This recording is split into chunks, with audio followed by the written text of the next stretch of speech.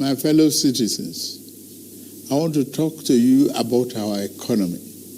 It is important that you understand the reasons for the policy measures I've taken to combat the serious economic challenges this nation had long faced. I'm not going to talk in difficult terms by dwelling on economic jargon and concepts. I will speak in plain, clear language so that you know where I stand. More importantly, so that you see and hopefully will share my vision regarding the journey to a better, more productive economy for our beloved country. For several years, I have consistently maintained the position that the fuel subsidy had to go.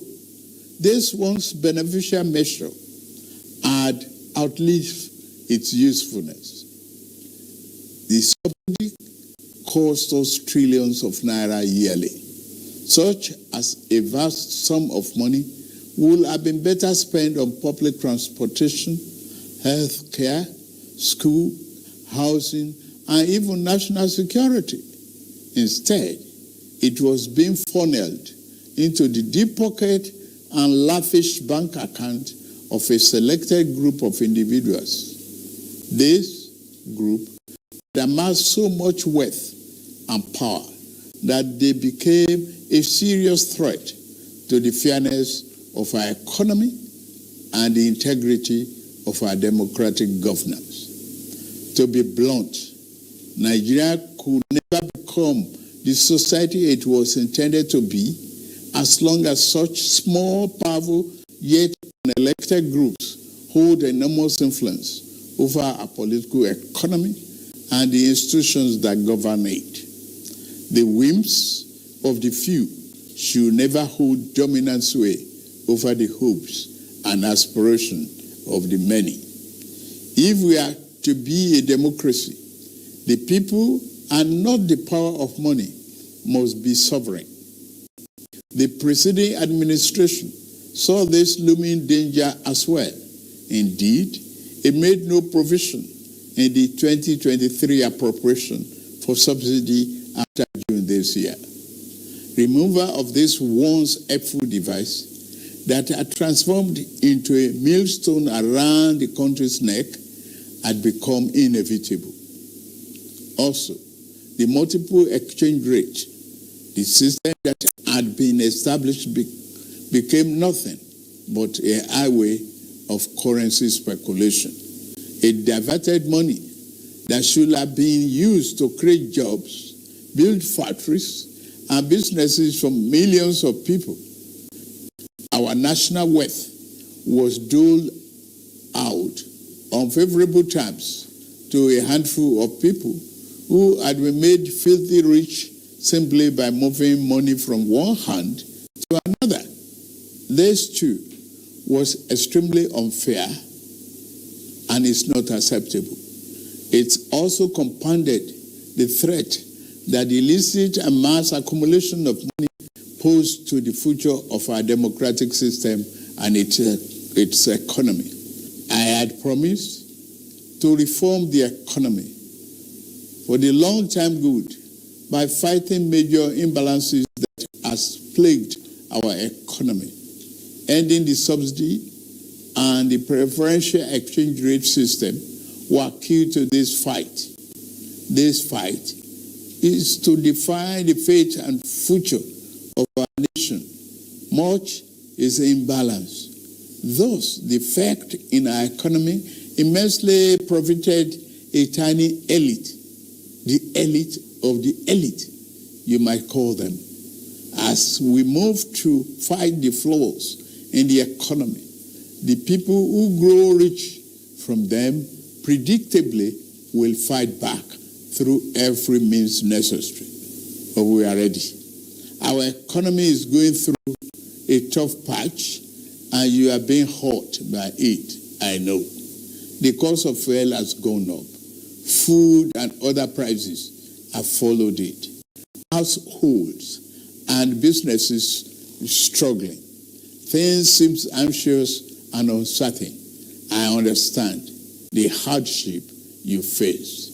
I wish there were other ways, but there is not. If there were, I would have taken that route as I came back to help, not to hurt the people and the nation that I love so dearly. What I can offer in the immediate is to reduce the burden of current economic situation, which has imposed on all of us, most especially on businesses, the working class, and most vulnerable among us. Already, the federal government is working closely with states and local governments to implement interventions that will cushion the pains of our people across socio-economic brackets. Earlier this month, I signed 4 executive orders in keeping with my electoral promise to address unfriendly fiscal policies and multiple taxes that are stifling the business environment. These executive orders on suspension and deferred commencement of some taxes will provide the necessary buffers and headroom to businesses in manufacturing sector to continue to thrive and expand. To strengthen the manufacturing sector, increase its capacity to expand and create good paying jobs, we are going to spend 75 billion between July 2023 and March 2024. Our objective is to fund minimum of 75 enterprises with great potential to kickstart a sustainable economic growth, accelerated structural transformation, and improved productivity. Each of these 75 manufacturing enterprises will be able to access 1 billion credit at a maximum of 9% per annum, with maximum of 60 months repayment for long-term loans and 12 months for working capital. Our administration recognizes the importance of micro, small, and medium-sized enterprises and the informal sector as the drivers of growth. We are going to energize this important sector with 125 billion. Out of the sum, we will spend 50 billion conditional grant to 1 million nano businesses between now and March 24. Our target is to give a minimum of 50,000 each to 1,300 nano businesses owners in each of the 774 local governments across the country. Ultimately, this program will further drive financial inclusion by onboarding beneficiaries into the formal banking system. In like manner, we will fund 100,000 MSMEs and startups with 75 billion. Under this scheme, each enterprise promoter will be able to get between 500,000 and 1 million at the maximum 9% interest per annum and repayment period of 36 months. To further ensure that food prices and the items remain affordable, we have had a multi-stakeholder engagement with various farmers and associations and the operators within the agricultural value chain. In short and in immediate terms, we will ensure stable food are available and affordable. To this end, I have ordered release of 200,000 metric tons of grains from strategic reserves to households across the 36 states and FCT. To moderate prices, we are also providing 225,000 metric tons of fertilizer, seeding, and other inputs to farmers who are committed to our food security agenda. Our plan to support cultivation of 500,000 hectares of farmland and all year-round farming practice remain on course. To be specific, 200 billion out of the 500 billion approved by the National Assembly will be disbursed as follows. Our administration will invest 50 billion each to cultivate 150,000 hectares of rice and maize.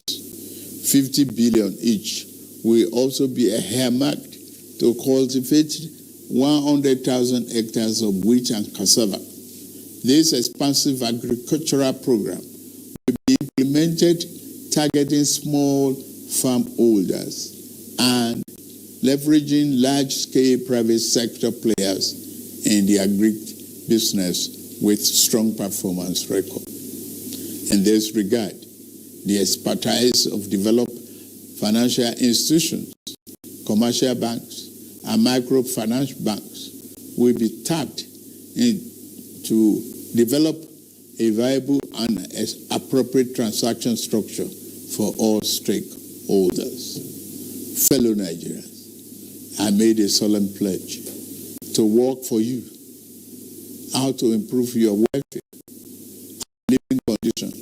It's of paramount importance to me, and it is the only thing that keeps me up day and night.